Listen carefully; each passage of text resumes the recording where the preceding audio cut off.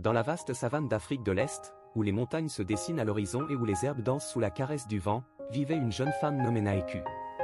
Elle était connue dans tout le village Maasai pour sa beauté extraordinaire, mais aussi pour son esprit libre et indomptable. Naeku refusait d'être enfermée dans les traditions strictes de sa tribu. Les anciens la surnommaient la fleur rebelle, car tout comme une fleur sauvage qui pousse là où elle veut, Naeku aspirait à un amour véritable, loin des mariages arrangés dictés par la coutume. Non loin de là vivait Kito, un jeune guerrier Maasai, fier et respecté.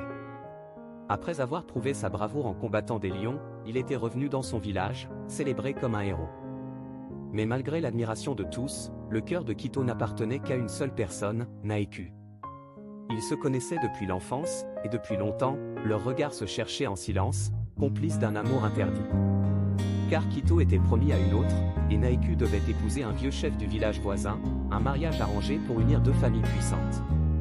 Un soir, alors que la pleine lune baignait la savane d'une lumière douce, Naeku se tenait près de la rivière, contemplant son reflet dans l'eau. Kito, comme à son habitude, la rejoignit en silence.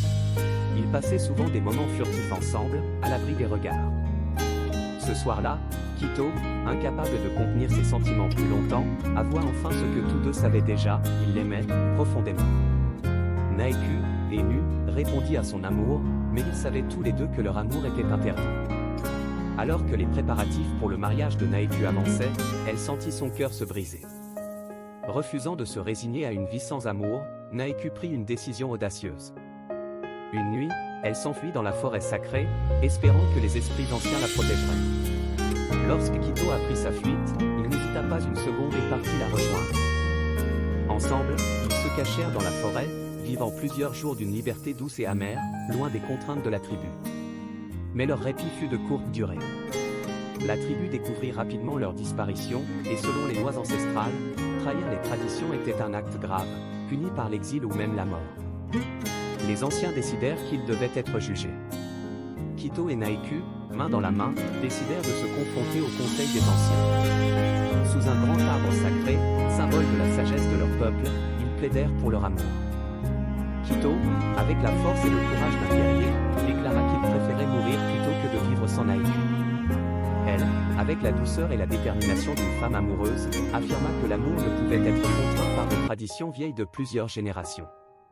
Le vieux chef, que Naeku devait épouser, les observa en silence.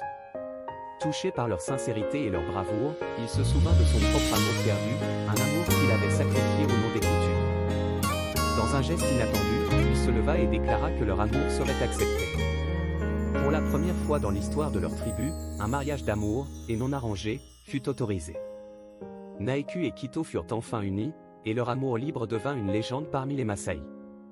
Leur histoire, marquée par le courage et la passion, résonna à travers les âges. On raconte que, dans les soirs de pleine lune, on peut encore entendre leur chant d'amour flotter dans la vallée, unissant les cœurs de ceux qui, comme eux, ont osé défier le destin pour l'amour. Like et abonne-toi pour plus de vidéos.